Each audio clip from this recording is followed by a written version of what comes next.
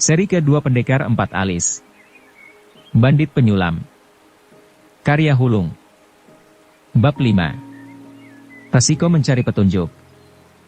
Angin masih lembut, malam masih hening. Tapi Lu Xiaofeng tahu betul bahwa malam yang tenang ini mungkin menyembunyikan perangkap yang tak terhitung jumlahnya. Angin yang lembut ini mungkin membawa anak-anak panah yang mematikan.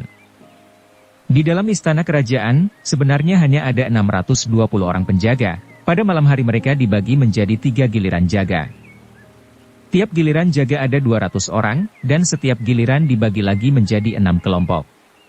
Dari 6 kelompok ini, ada yang berpatroli menelusuri istana, ada yang tetap berjaga di luar kediaman pangeran, dan ada yang bersembunyi di halaman dan aula untuk menjebak tamu tak diundang. Satu kelompok yang berpatroli di luar ruang harta terdiri dari 54 orang anggota. Mereka terbagi lagi menjadi regu-regu yang terdiri dari 9 orang. Mulai pukul 8 malam, mereka mulai berpatroli mengelilingi daerah di sekitar ruang harta, dan selang waktu antara tiap regu paling lama adalah 5 menit. Raja Ular telah menemukan banyak hal tentang semua ini. Jelas ia mempunyai orang di dalam istana kerajaan. Untuk memasuki istana kerajaan, hanya ada satu cara, lewat sebuah halaman kecil di sudut barat laut. Disitulah letak markas para penjaga, dan juga merupakan tempat yang paling tidak dijaga di seluruh istana kerajaan. Penjaga yang sedang tidak bertugas mungkin semuanya kelelahan dan bahkan telah tertidur sebelum sampai di tempat tidur mereka.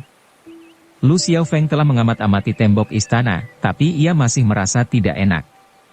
Ia tidak ingin mengucapkan kata-kata tadi pada Su Bing, tapi ia terpaksa, ia tak boleh membiarkan Su Bing mengambil resiko ini bersamanya. Walaupun yang ingin ia lakukan adalah mencari tahu apakah seseorang bisa masuk sendiri ke ruang harta atau tidak, walaupun yang ingin ia lakukan adalah mencari tahu bagaimana caranya si bandit penyulam masuk ke ruang harta sehingga ia bisa mendapatkan petunjuk untuk diikuti, tapi ia juga tahu betul bahwa memasuki istana kerajaan itu seperti meletakkan kakinya di pintu kematian. Sekali ketahuan, maka ia akan mati di bawah hujan golok dan panah. Para penjaga di dalam istana kerajaan tak akan mau mendengarkan penjelasannya.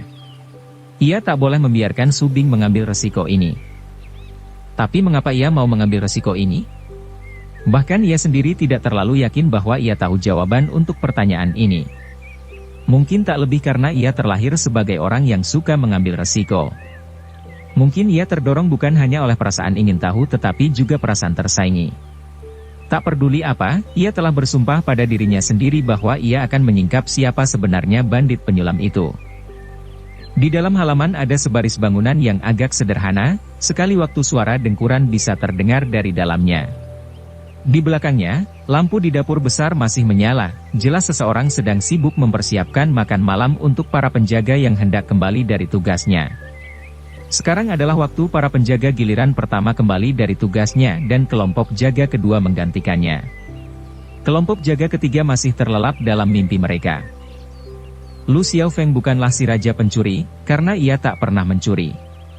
Tapi mencuri seperangkat pakaian seragam dari sekelompok orang yang sedang tidur adalah jauh dari sukar bagi orang seperti dia. Maka sekarang ia telah memiliki satu setel lengkap pakaian seragam penjaga, ia memakainya di luar pakaian malamnya yang ketat. Para penjaga itu adalah orang-orang muda yang bertubuh besar dan kuat, maka tubuh mereka semua sama tingginya dan sebangun dengan dirinya. Tapi ia harus cepat. Selama pergantian giliran jaga, sedikit kebingungan dan kekacauan tentu tak dapat dihindarkan, dan karena kekacauan itu perasaan kurang waspada tentu tak dapat dihindarkan pula. Ini adalah kesempatan terbaiknya. Ia telah menemukan rute tercepat ke ruang harta berdasarkan peta itu. Dalam perjalanannya ia bertemu dengan para penjaga yang baru pulang dari tugasnya, tapi ia tidak menghindari mereka, dan mereka pun tidak memperhatikannya. Seseorang terlambat muncul selama pergantian giliran jaga bukanlah hal yang luar biasa. Di samping itu, dari 800-an orang penjaga di dalam istana kerajaan, ada beberapa di antaranya yang merupakan orang-orang baru. Kawasan ruang harta mencakup daerah yang luas.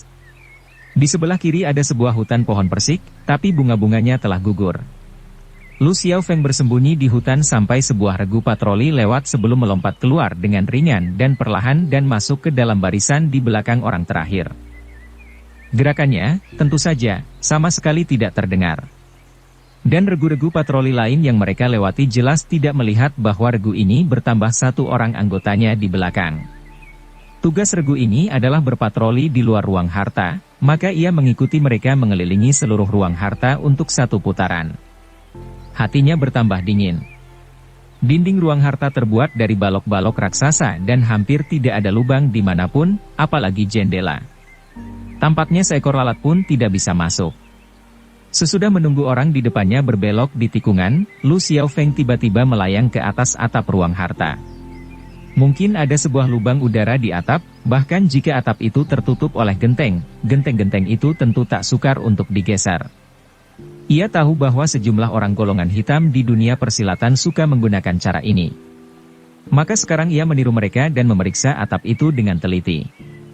Ia masih tak berhasil menemukan jalan masuk. Ia menggeser beberapa lembar genteng untuk menemukan bahwa di bawahnya ada 3 lapis kawat baja yang tampaknya mustahil untuk dipotong walaupun dengan menggunakan golok yang paling tajam. Ruang harta ini persis seperti peti baja yang kedap udara. Lupakan saja lalat, bahkan angin pun tak bisa masuk. Jadi bagaimana caranya si bandit penyelam masuk? Di samping ruang harta ada sebuah bangunan yang agak kecil, bagian dalamnya tampak gelap gulita. Seperti seekor burung, ia melayang. Sekarang ia benar-benar menyerah dan hanya ingin mencari jalan keluar secepat mungkin. Saat ia melayang, tiba-tiba ia melihat seseorang berdiri di dalam bangunan kecil tadi. Dia adalah seorang laki-laki berwajah pucat, berjenggot tipis, dan mengenakan jubah putih seperti salju. Dalam kegelapan, matanya seperti sepasang bintang yang dingin. Jantung Lu Xiaofeng tenggelam, dan tubuhnya pun melayang turun. Dengan gerakan balok 1000 ton, ia mendarat di atas tanah. Tepat saat itu, ia melihat kilauan sebatang pedang melesat langsung ke arahnya dari atas atap seberang. Seumur hidupnya, belum pernah ia melihat kilatan pedang yang demikian spektakuler dan cepat. Tiba-tiba, seluruh tubuhnya seolah-olah terbungkus oleh sebuah aura pedang, aura yang sanggup menggigilkan seorang manusia, siapapun orangnya, hingga ke pusat tulangnya. Kilatan pedang itu tampaknya luar biasa sekali, bahkan lebih menakutkan daripada kilatan pedang si Mencui Sui. Hampir tak ada orang di dunia ini yang mampu bertahan terhadap serangan itu. Lu Xiaofeng pun tidak, bahkan walaupun ia berusaha. Ia menjejakkan kakinya ke tanah dan melesat mundur. Kilatan pedang itu mengikutinya, memburunya. Tak peduli betapa cepat ia mundur, ia tak bisa menjauh dari serangan itu, apalagi di belakangnya tidak ada lagi tempat untuk mundur. Tubuhnya telah mepet ke salah satu dinding ruang harta itu. Kilatan pedang itu, seperti sebuah petir, meluncur ke arah dadanya. Tak ada gunanya berusaha menghindar ke samping, bahkan jika ia mampu. Apapun gerakan yang bisa ia lakukan sekarang tentu akan terlalu lambat, akan terlambat. Ia menghadapi ancaman kematian. Tapi saat inilah, dadanya tiba-tiba melesak ke dalam, melesak begitu dalamnya sehingga dadanya seperti menempel ke tulang belakangnya. Serangan pedang itu mengandung tenaga dan posisi yang telah terukur, tapi tidak memperhitungkan kalau tubuh Lu Xiaofeng tiba-tiba bisa menjadi lebih kurus. Perubahan ini adalah sesuatu yang tak dapat dibayangkan oleh siapapun. Maka waktu kilatan pedang itu mencapainya, pedang itu terhenti di tengah jalan, karena seharusnya dadanya sekarang telah tertusuk dan tidak perlu menambah tenaga dan menusukkan pedang itu lagi.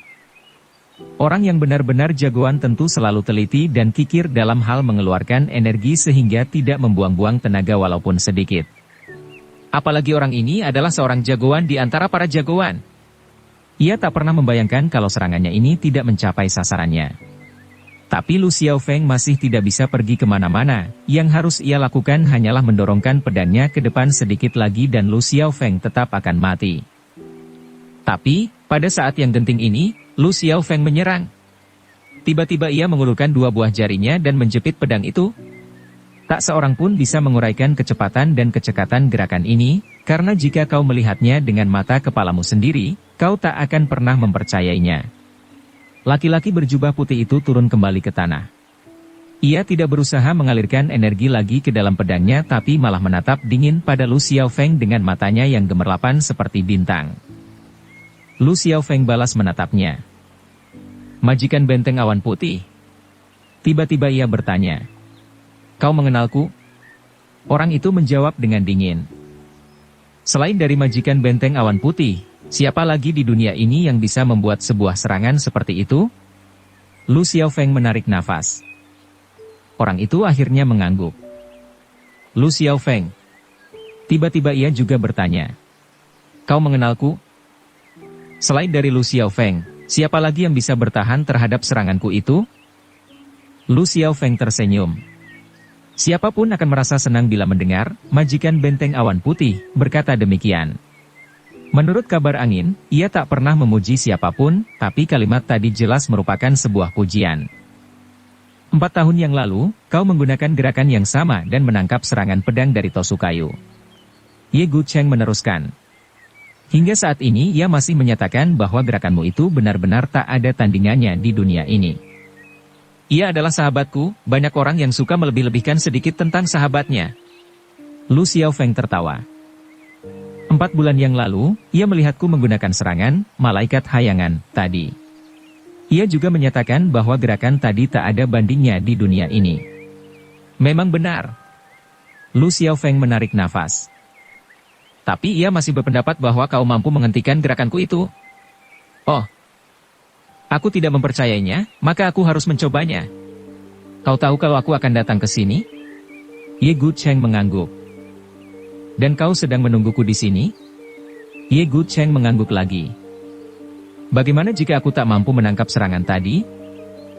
Maka kau bukanlah Lu Xiaofeng. Ye Gucheng menjawab dengan bersahaja.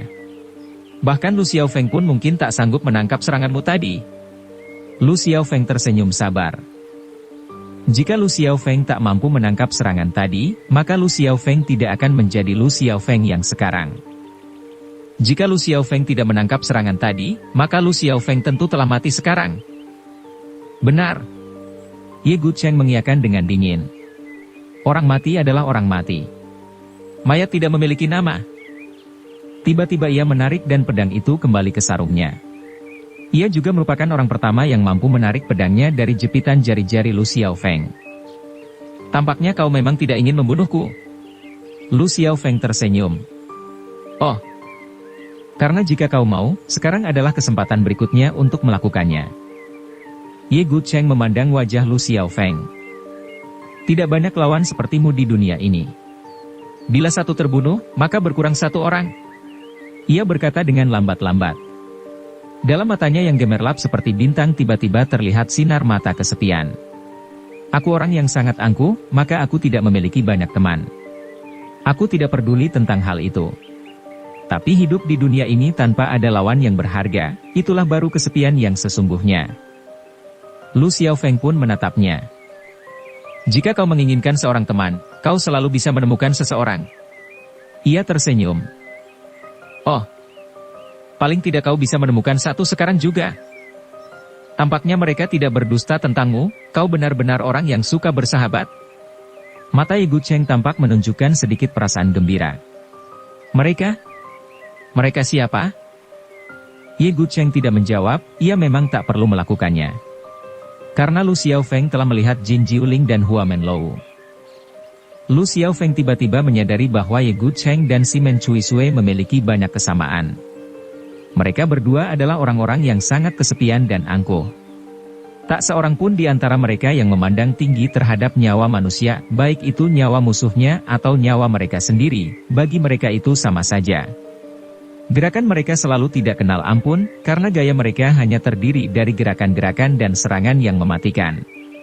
Mereka berdua juga suka mengenakan pakaian putih. Dan mereka berdua selalu bersikap dingin seperti es di pegunungan sana. Mungkinkah hanya manusia seperti ini yang bisa menguasai ilmu pedang tiada tandingan?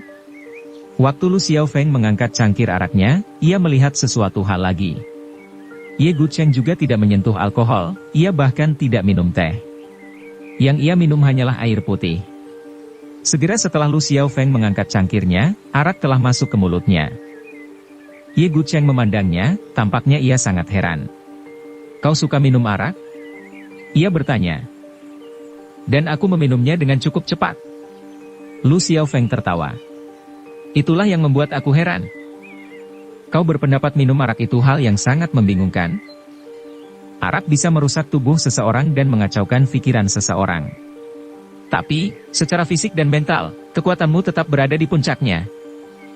Sebenarnya aku tidak sering minum sebanyak ini, Lu Xiaofeng tersenyum.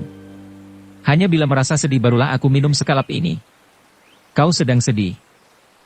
Bagaimana mungkin seseorang tidak merasa sedih bila ia dikhianati oleh sahabat-sahabatnya? Hua Men Lu tersenyum, tentu saja ia faham maksud ucapan Lu Xiaofeng itu.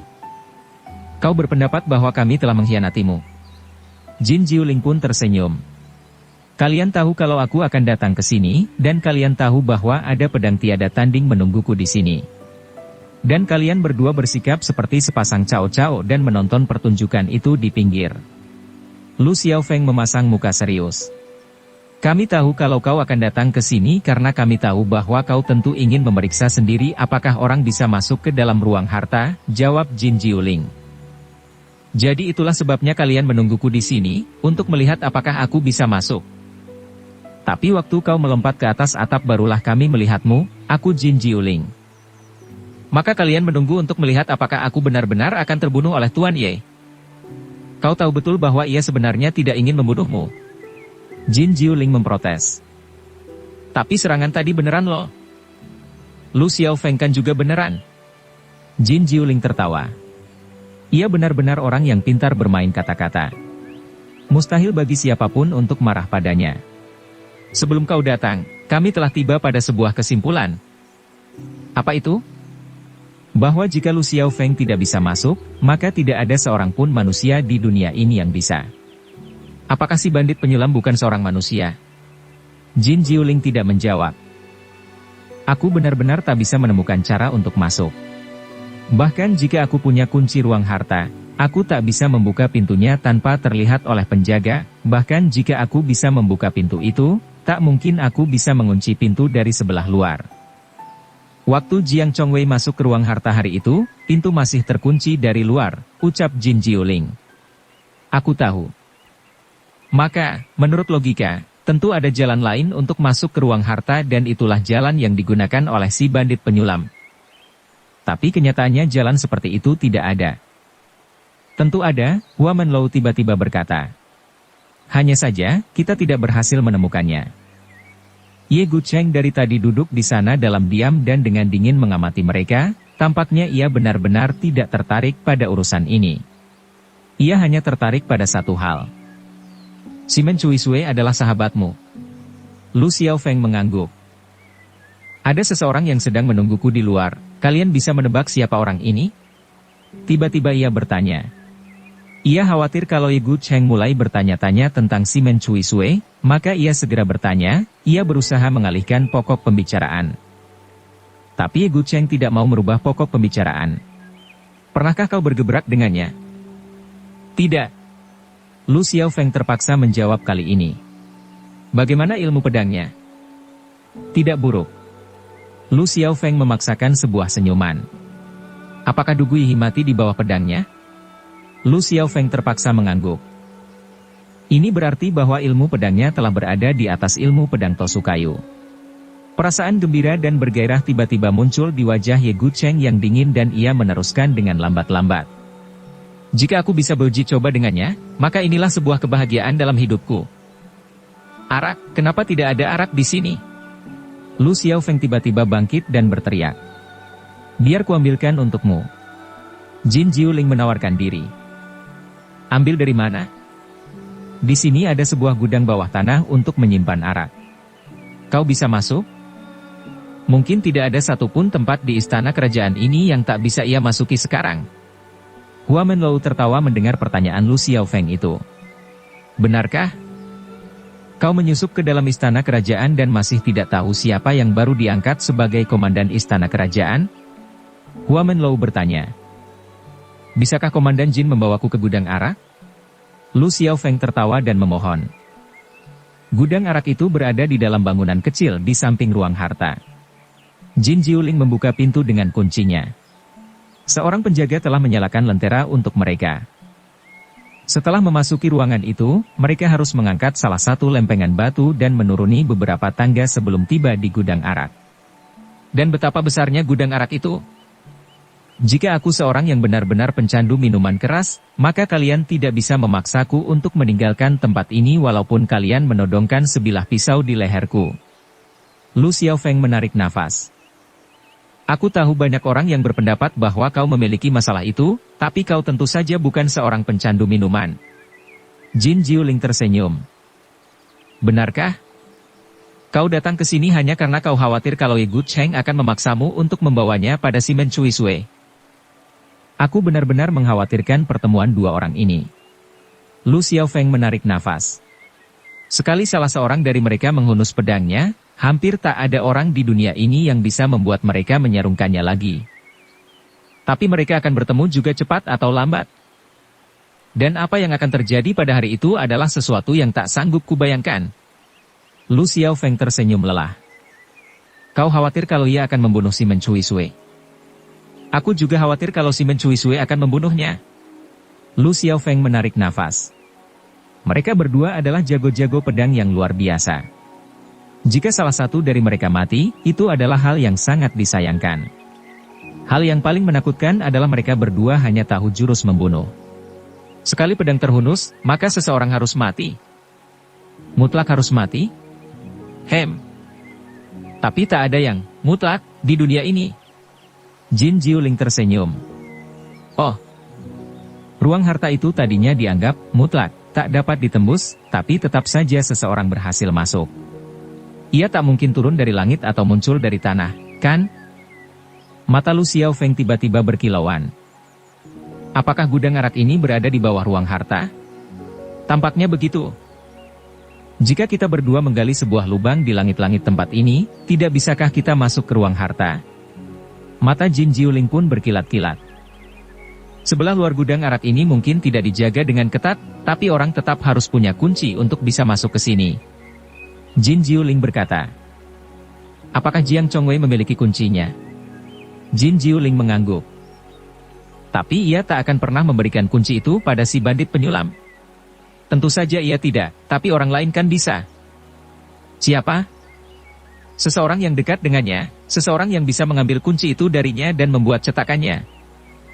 Menurutmu orang itu adalah Jiang Qingxia? Mata Jin Jiuling berkilauan. Tampaknya kau memang pantas dikenal sebagai orang yang paling cerdas di 6 pintu. Lu Xiaofeng menepuk pundaknya dengan keras. Sambil membawa sebuah kendi arak yang besar, Lu Xiaofeng kembali ke tempat teman-temannya. Ia memutuskan untuk mengadakan sebuah perayaan. Ia tidak yakin apakah ia pernah sebahagia ini sebelumnya. Apa yang membuat kalian begitu gembira? Apakah kalian menemukan harta di tengah gudang arak itu? Hua Menlou bertanya ketika mendengar suara tawa mereka. Benar. Lu Xiaofeng tertawa. Harta seperti apa? Seutas benang. Benang? Benang macam apa? Hua Menlou tidak paham. Benang yang tak bisa kau lihat? Tapi kita hanya perlu mengikuti benang ini dan kita akan dapat menemukan ekor rubah itu. Rubah apa? Hua Menlou masih agak bingung. Rubah yang bisa menyulam, tentu saja. Lu Xiaofeng tertawa. Sekarang, akhirnya ia bisa merasa yakin akan sesuatu. Jiang Qingxia dan si bandit penyulam itu berasal dari organisasi yang sama. Maka yang harus ia lakukan adalah menemukan Jiang Qingxia dan ia tentu akan dapat menemukan si bandit penyulam. Kau yakin bahwa kau bisa menemukan Jiang Qingxia? Sedikit. Bagaimana rencanamu tentang cara mencarinya? Aku berencana mencari sepasang sepatu merah. Sepasang sepatu merah yang seharusnya tidak dipakai, tapi karena sesuatu sebab tetap dipakai juga. Gagasanmu makin lama semakin tidak bisa dipahami. Hua Menlou menarik nafas dan tersenyum. Kujamin bahwa kau akan segera memahaminya. Lu Xiaofeng tertawa. Tiba-tiba ia melihat bahwa seseorang telah menghilang dari ruangan itu. Di mana Ye Gucheng? Ia tidak suka minum, dan tidak suka menonton orang lain minum, dan sekarang telah tiba waktunya bagi dia untuk pergi tidur. Hua Menlou menjawab. Menurutmu dia benar-benar pergi tidur? Aku hanya tahu bahwa jika ia benar-benar ingin menemukan Simen Cui Sui, maka tidak ada orang yang bisa menghentikannya. Hua Menlou menarik nafas lagi. Lu Xiaofeng tidak sering mabuk, tapi ia sering berpura-pura mabuk. Karena bila ia berpura-pura mabuk, ia bisa membuat semua suara berisik yang ia inginkan tanpa mendapat kesulitan karenanya. Hua Menlou tidak memperdulikan suara berisik yang ia buat, tapi ini adalah istana kerajaan, ia tidak ingin Lu Xiaofeng merusak, periuk nasi, Jin Jiuling. Lu Xiaofeng mengetuk-ngetukkan sumpitnya pada cangkir arak untuk membuat irama. Sungai kuning mengalir di antara awan-awan putih. Benteng yang sunyi bertengger di atas gunung yang bagaikan golok. Mengapa seruling harus menggunakan pohon willow untuk mengucapkan selamat tinggal? Angin musim semi tak bisa melewati gerbang Yumen. Itu adalah syair terkenal dari penyair dinasti Tang, Wang Zihuan, dan kebetulan juga merupakan puisi kesukaan majikan benteng awan putih Ye Gucheng. Jelas ia masih sedang memikirkan tentang Ye Gucheng. Jelas, ia masih belum mabuk. Saya minta maaf untuk terjemahan kasar dari puisi yang indah ini. Bagi yang memahami bahasa Cina. Wang Hyun Shang Bai Yun Bian, Yi Pian Gu Cheng Wan Ren Shan. Kiang Dihisu Chou Yang Liu, Chun Feng Bu Du Yumen Guan. Puisi ini adalah salah satu puisi terbesar dan paling terkenal di Cina. Isinya sebenarnya ada kaitannya juga dengan Ye Gucheng. Gucheng, dalam nama Ye Gucheng berarti, benteng kota yang sunyi, dan nama julukannya cocok benar dengan puisi ini. Gerbang Yumen sendiri adalah simbolis dan merupakan gerbang yang paling sering disebut-sebut dalam puisi Cina. Letaknya di pertemuan antara tembok besar dan sungai kuning. Isi puisi ini juga menyiratkan karakter Ye Gucheng. Bila baris-baris terakhir bicara tentang bagaimana angin musim semi tidak pernah melewati gerbang Yumen, ini berarti bahwa pohon willow tidak akan pernah tumbuh subur, karena tak ada musim semi. Ia selesai menyanyikan satu puisi dan berpindah ke puisi yang lain. Seolah-olah ia sedang merasa gatal untuk menyanyikan puisi-puisi itu dengan suara keras. Kau bilang seseorang sedang menunggumu di luar, siapakah dia? Hua Menlou tiba-tiba bertanya. Lu Xiaofeng berhenti bernyanyi. Tentu saja ia tidak benar-benar mabuk, tapi Su Bing mungkin saja. Bila seseorang sedang cemas dan kesal, sangat mudah baginya untuk mabuk. Lu Xiaofeng melompat bangkit dan berlari keluar. Menurutmu, siapa yang sedang menunggunya di luar? Jin Jiuling bertanya. Pasti Su Bing. Hua Menlou bahkan tidak perlu berpikir sama sekali. Tentu saja. Aku tahu kalau Su Bing sangat menyukainya, dan ia juga selalu menyukai Su Bing. Tapi Su Bing tidak menunggunya di penginapan. Kenyataannya, ia malah belum kembali ke sana sejak mereka berpisah. Lu Xiaofeng tahu bahwa, saat ini, hanya ada satu cara baginya untuk menemukan Su Bing Raja Ular. Kali ini ia tidak membutuhkan seseorang untuk menunjukkan jalan. Malam telah larut, tapi Raja Ular masih belum tidur. Ia pun tidak terkejut saat melihat Lu Xiaofeng. Aku sedang menantikanmu. Kau sedang menungguku? Kau tahu aku akan datang ke sini? Raja Ular mengangguk. Su Bing tadi kemari? Ia bertanya lagi. Raja Ular mengangguk lagi. Ia lama berada di sini, minum. Minum yang banyak. Dan ia pun banyak bicara. Apa yang ia katakan? Ia bilang bahwa kau seorang bajingan, dan bahwa kau sama sekali bukan manusia. Walau ia tersenyum, tanda-tanda kecemasan terlihat jelas dari senyumannya. Ia tentu mabuk. Lu Xiaofeng tersenyum sabar. Tapi ia tetap bersikeras ingin pergi, ia ingin mencarimu. Aku tak bisa menghentikannya, tapi aku pun tak bisa membiarkannya pergi begitu saja. Maka aku hanya bisa mengutus 2 orang untuk membuntutinya dan melindunginya kalau ada sesuatu yang terjadi. Apakah kedua orang itu telah kembali? Mereka tak akan kembali. Raja Ular menarik nafas. Mengapa tidak? Ekspresi wajah Lu Xiaofeng pun berubah. Seseorang telah menemukan mayat mereka, tapi Nona Su tidak terlihat di mana-mana. Ekspresi wajah Raja Ular pun tampak sangat serius. Mayat-mayat itu ditemukan di sebuah gang yang gelap. Luka yang mematikan tampak di mata mereka. Saat mereka mati, mereka telah buta. Bandit penyulam. Tubuh Lu Xiaofeng menjadi dingin. Mungkinkah Su Bing telah jatuh ke tangan bandit itu? Mungkinkah ia tahu bahwa Lu Xiaofeng telah menemukan rahasianya? Paling tidak hal ini membuktikan satu hal, petunjuk yang ditemukan Lu Xiaofeng itu benar. Berhasil menemukan sebuah fakta dalam awan keraguan dan kebimbangan yang bergolak seharusnya merupakan hal yang menggembirakan. Tapi Lu Xiaofeng merasa seolah-olah hatinya telah tenggelam hingga ke ujung kakinya dan terinjak oleh dirinya sendiri. Tiba-tiba ia menyadari bahwa perasaannya terhadap Su Bing ternyata lebih kuat daripada yang ia kira. Sekembalinya ke pavilion kecil itu, ia menemukan Raja Ular masih menunggunya. Tanpa mengucapkan sepatah kata pun, Raja Ular menuangkan secangkir arak dan memberikannya padanya.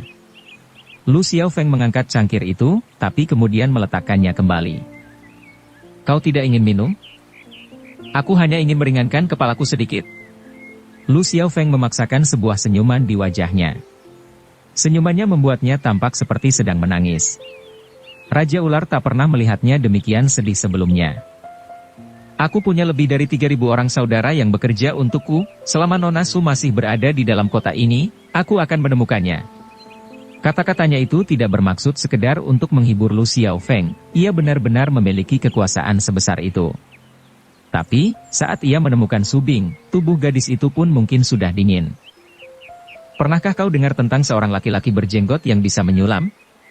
Lu Xiaofeng tiba-tiba bertanya. "Walaupun tidak pernah, kurasa kau datang ke sini karena urusan ini." Raja Ular menggeleng. "Kedua orangmu itu mati di tangan orang ini, maka... Jadi kau khawatir kalau Nona Su juga telah jatuh ke tangan orang ini?" Lu Xiaofeng mengangkat cangkir itu sekali lagi. Tapi kali ini Raja Ular yang menghentikannya. "Jika kau benar-benar ingin meringankan kepalamu sedikit, maka cara terbaik adalah tidur sebentar. Jika kau adalah aku, bisakah kau tidur?" Lu Xiaofeng tersenyum letih. "Aku tidak pernah tidur satu malam pun dalam 10 tahun ini." Raja Ular tersenyum letih juga. "Ini adalah sebuah penyakit juga. Tapi penyakit ini telah membuatku jadi ahli dalam masalah ini, maka aku punya obat khusus untuk masalah tersebut." Obat itu adalah semacam bubuk putih yang berada di dalam sebuah botol giok berwarna hijau dan transparan. Raja Ular menuangkannya sedikit ke dalam arak. "Kau bisa duduk di sini dan menatap hampa selama 10 tahun lagi dan kau tetap tak akan berhasil menyelamatkan Nona Su. Tapi jika kau bisa tidur sebentar dan meringankan segala pikiranmu, mungkin kau bisa menemukan sebuah cara untuk menyelamatkannya." Lu Xiaofeng bimbang sebentar sebelum akhirnya meneguk arak itu. Saat ia bangun, hari telah siang, sinar matahari menembus masuk melalui tirai sutra hijau itu. Raja Ular sedang duduk di bawah tirai dan, dengan sehelai kain yang berwarna putih seperti salju, sedang menggosok sebatang pedang hingga mengkilap. Sebatang pedang yang sangat tipis dan sempit yang terbuat dari besi bermutu tinggi yang telah ditempa sebanyak ratusan kali. Pedang ini bisa dililitkan di pinggang seperti sebuah ikat pinggang. Inilah senjata Raja Ular yang terkenal. Bandit penyulam. Tubuh Lu Xiaofeng menjadi dingin. Mungkinkah Su Bing telah jatuh ke tangan bandit itu? Mungkinkah ia tahu bahwa Lu Xiaofeng telah menemukan rahasianya? Paling tidak hal ini membuktikan satu hal, petunjuk yang ditemukan Lu Xiaofeng itu benar. Berhasil menemukan sebuah pedang ular gesit. "Apa yang sedang kau lakukan?" Lu Xiaofeng mengerutkan keningnya sambil duduk. "Aku sedang menggosok pedangku." Ia juga selalu menyukai Su Bing. "Tapi sudah 10 tahun kau tidak pernah menggunakan pedang itu lagi." "Aku sedang menggosoknya, aku tidak bermaksud menggunakannya." Ia tidak memandang mata Lu Xiaofeng, seakan-akan ia khawatir kalau Lu Xiaofeng nanti menemukan sebuah rahasia tertentu. Walau bermandikan sinar matahari, air mukanya tetap tampak pucat pasi. Hanya orang-orang yang benar-benar menderita insomnia, penyakit tak bisa tidur, yang bisa tahu betapa menakutkan dan betapa menyakitkan penyakit itu. Ini bukanlah sebuah penyakit lagi, tapi sebuah hukuman dan siksaan yang lebih mengerikan daripada penyakit manapun. Orang ini telah tersiksa selama 10 tahun. Lu Xiaofeng menatapnya. "Dan aku tak pernah bertanya tentang masa lalumu?" Ia akhirnya berkata lambat-lambat setelah beberapa lama. "Memang tidak. Aku tidak bertanya, mungkin hanya karena aku telah tahu." "Apa yang kau ketahui?" Ekspresi wajah Raja Ular segera berubah. "Aku tahu kau dulu bukanlah si Raja Ular. Seorang sepertimu tidak akan pernah menjadi seorang Raja Ular jika kau tidak berusaha menghindar dari sesuatu yang sangat menyakitkan." "Menjadi Raja Ular bukanlah hal yang aneh," Raja Ular menjawab dengan dingin. Bisakah kau katakan bahwa hidupku tidak jauh lebih nyaman daripada sebagian besar manusia di dunia ini? Tapi kau bukanlah orang seperti ini. Jika bukan karena melarikan diri dari sesuatu, kau tak akan pernah bersembunyi di gang-gang gelap di kota ini. Jadi orang seperti apakah aku ini? Aku tidak tahu, aku hanya tahu bahwa kau adalah sahabatku. Dan di antara sahabat seharusnya hanya ada kejujuran. Air muka Raja Ular tampak bertambah pucat sebelum ia tiba-tiba menarik nafas lelah. Seharusnya kau tidak bangun begitu cepat. Tapi aku telah bangun sekarang. Menurutmu, aku melarikan diri dari apa? Kebencian dan balas dendam. Tidak banyak hal di dunia ini yang bisa menyebabkan rasa sakit seperti yang dilakukan oleh perasaan benci. Ekspresi wajah Raja Ular benar-benar tampak merasa sakit. Kau datang ke sini untuk melarikan diri dari kebencian itu dan menyembunyikan dirimu dalam gang-gang gelap di kota ini. Karena kau tahu bahwa musuhmu tak pernah mengira bahwa kau akan menjadi si Raja Ular. Raja Ular ingin menyanggahnya, tapi ia tidak membuka mulutnya. Tapi kau pun tak pernah melupakan kebencian ini. Itulah sebabnya, segera setelah mendapat kesempatan, kau akan menyelesaikan seluruh urusan itu. Tiba-tiba ia berjalan menghampiri, meletakkan tangannya di pundak Raja Ular, menatap lurus ke matanya, dan berkata, sambil menekankan setiap kata. Apakah kau menemukan kesempatanmu sekarang? Apakah kau mendapatkan keterangan tentang keberadaan musuhmu? Mulut Raja Ular tetap tertutup, tapi ekspresi wajahnya tampak semakin sakit. Siapakah musuhmu itu? Apakah orang itu berada di kota ini? Mulut Raja Ular masih tetap terkunci. Kau tidak perlu memberitahuku, tapi aku pun tak akan membiarkanmu pergi. Sudah cukup banyak hal yang harus kau khawatirkan, mengapa kau masih turut campur dalam urusan orang lain? Raja Ular bertanya dingin dengan wajah yang kaku. Aku tahu betul bahwa kau tidak ingin orang lain membalas budi baikmu, itulah sebabnya kau tidak mau bercerita padaku. Raja Ular menutup mulutnya lagi. Dan aku pun tidak ingin membalas budimu, aku hanya ingin berjual beli denganmu. Berjual beli apa? Raja Ular tak tahan untuk tidak bertanya. Biarkan aku berurusan dengan orang itu untukmu, dan kau mencari Subing untukku. Kau benar, Raja Ular mengepalkan tinjunya dengan erat, tapi tangannya yang kurus dan pucat tak berhenti bergetar. Aku punya seorang musuh, dan memang ada sebuah urusan yang belum terselesaikan antara aku dan orang itu. Jadi dugaanku benar. Karena hal ini adalah urusan pribadiku, mengapa aku harus membiarkanmu menggantikanku? Raja Ular mendengus. Karena tanganmu gemetaran, Lu Xiaofeng balas mendengus. Karena selama 10 tahun ini kau sakit, karena kau telah tersiksa hingga ke titik di mana kau bahkan tidak tampak seperti seorang manusia lagi. Karena jika kau pergi sekarang, itu sama saja dengan bunuh diri. Tubuh Raja Ular yang kaku tiba-tiba menjadi lemas di kursinya, seolah-olah seluruh tubuhnya telah melunglai. Tapi Lu Xiaofeng masih belum melunak. Mungkin itulah yang kau inginkan, mati. Karena kau merasa bahwa hidup terus adalah jauh lebih menyakitkan daripada mati. Tapi aku tidak ingin melihatmu mati di tangan orang itu, dan tidak ingin melihat orang yang menghukummu hingga menderita seperti ini hidup di dunia ini. Ia menggenggam tangan Raja Ular yang dingin dengan erat dan meneruskan, sambil menekankan setiap patah katanya. Karena kita bersahabat. Raja Ular memandang matanya, tiba-tiba air matanya mulai mengucur seperti pancuran. Pernahkah kau melihat istriku?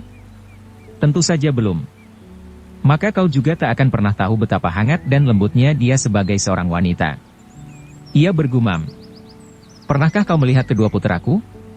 Mereka adalah anak-anak yang cerdas dan lucu, mereka baru berumur 5 dan 6 tahun. Mereka tewas di tangan manusia itu? Lu Xiaofeng bertanya dengan rahang terkatup rapat. Ia bukan manusia. Raja Ular mulai sesenggukan lagi, suaranya semakin serak. Hatinya lebih berbisa daripada ular atau kalajengking, sifatnya juga lebih kejam daripada monster. Mungkin ia adalah seorang setan betina yang telah melarikan diri dari neraka jahanam. Ia seorang wanita. Raja Ular mengangguk. Siapa namanya? Nyonya pertama Gongsun. Raja Ular menjelaskan lagi. Namanya yang sebenarnya adalah Gongsun Lan, Lan, seperti dalam anggrek. Menurut kabar burung, ia adalah keturunan dari si cantik yang termasyur Nyonya pertama Gongsun di zaman awal dinasti Tang. Maka orang Orang yang mengenalnya semua memanggilnya Nyonya pertama Gongsun juga. Tapi aku tidak mengenalnya, aku tidak pernah mendengar nama itu sebelumnya. Ia tidak terkenal, ia juga tidak ingin terkenal. Menurutnya, kemasyhuran itu hanya akan membawa kesulitan. Paling tidak ia tentu seorang wanita yang sangat cerdas. Desah Lu Xiaofeng. Siapa lagi yang lebih tahu tentang kesulitan dan kecemasan yang datang bersamaan dengan kemasyhuran selain dari Lu Xiaofeng? Tapi ia menggunakan banyak nama alias, nama-nama itulah yang mungkin kau kenal. Oh, wanita penjagal, lebah bunga persik, wanita 5 racun, nenek perampas jiwa. Kau tentu telah mendengar semua nama ini sebelumnya. Mereka semua itu adalah dia. Ekspresi wajah Lu Xiaofeng pun berubah. Semuanya. Tampaknya ia benar-benar seorang wanita yang sangat hebat dan menakutkan.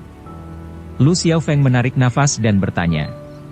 Jika gerak-geriknya begitu rahasia, lalu bagaimana caramu menemukannya? Aku tidak menemukan dia, dialah yang menemukan aku. Raja Ular memasukkan tangannya ke dalam bajunya dan mengeluarkan sehelai amplop yang tadinya tergulung kusut tapi kemudian dilicinkan kembali. Aku tahu siapa dirimu, dan aku juga tahu kau tentu benar-benar ingin menemuiku. Saat senja hari bulan purnama, aku akan menunggumu di gerbang barat. Sebaiknya kau datang membawa beberapa keping uang perak dan mengundangku untuk menikmati masakan sayur-sayuran yang terkenal di sana. Tulisan tangan itu sangat rapi, sangat indah. Di bagian bawah di mana orang biasanya mencantumkan tanda tangannya, malah terdapat gambar sebatang bunga anggrek. Ia memberikan surat ini pada salah satu anak buahku yang berada di bagian selatan kota dengan instruksi menyerahkannya langsung padaku. Ia tidak memberikan surat ini langsung padamu, mungkin karena ia tidak tahu di mana kau tinggal. Lu Xiaofeng termenung setelah berpikir sebentar. Memang tidak banyak orang yang bisa sampai ke tempatku yang kecil ini. Gerbang barat, apakah itu pintu gerbang barat di mana ada sebaris pohon plum di sebelah dalamnya? Ya. Dan hari ini adalah hari bulan purnama? Hari ini tanggal 15. Ia mengatur pertemuan itu pada malam hari, sekarang masih pagi dan kau telah bersiap-siap untuk pergi. Kau pikir sekarang ini waktu apa? Pagi. Lu Xiaofeng tiba-tiba melihat bahwa sinar matahari di luar sana mulai pudar, ternyata matahari sudah hampir terbenam. Dosis obat itu sebenarnya cukup untuk membuatmu tidur sampai besok pagi, tapi tampaknya tidak ada obat yang cukup kuat untukmu. Mungkin karena aku benar-benar sudah hampir mati rasa. Lu Xiaofeng tersenyum sabar. Aku tahu kalau aku benar-benar bukan tandingannya, Raja Ular memandang Lu Xiaofeng. Tapi kau tidak perlu mencemaskanku, aku pernah bertemu dengan orang-orang yang 10 kali lebih menakutkan daripada dia dan aku masih bisa berada di sini. Ia tidak membiarkan Raja Ular menjawab dan meneruskan. Tapi masih ada satu hal yang membuatku khawatir. Apa? Aku khawatir kalau aku tak dapat menemukannya. Karena ia memiliki segala macam nama yang berbeda, maka ia tentu memiliki segala macam wujud yang berbeda-beda pula. Di samping itu, semua wanita hanya perlu mengganti pakaiannya dan mereka akan tampak benar-benar berbeda. Keahlian menyamarnya memang benar-benar luar biasa dan ia sangat jarang memperlihatkan wajahnya yang asli pada orang lain. Tapi ia memiliki sebuah cacat. Selama kau tahu cacat ini, maka kau akan selalu dapat mengenalinya. Tampaknya setiap wanita memang memiliki semacam cacat. Apa cacatnya? Lu Xiaofeng cekikikan sedikit. Cacatnya sangat luar biasa. Tampaknya, semakin cerdas dan cantik wanita itu, semakin luar biasa pula cacatnya. Ia memiliki sebuah kebiasaan. Tak peduli apapun yang ia pakai, tak peduli ia sedang menyamar jadi apa, sepatu yang ia kenakan tidak pernah berubah. Sepatu macam apa yang ia kenakan? Mata Lu Xiaofeng tampak berkilauan. Sepatu merah. Lu Xiaofeng tersentak. Sepatu sulam berwarna merah darah, seperti yang dipakai oleh pengantin di hari pernikahannya. Kecuali bukan angsa yang tersulam di sepatu itu, tapi burung hantu. Bersambung ke bab 6. Dukung kami dengan subscribe, follow, like, komen dan share. Terima kasih.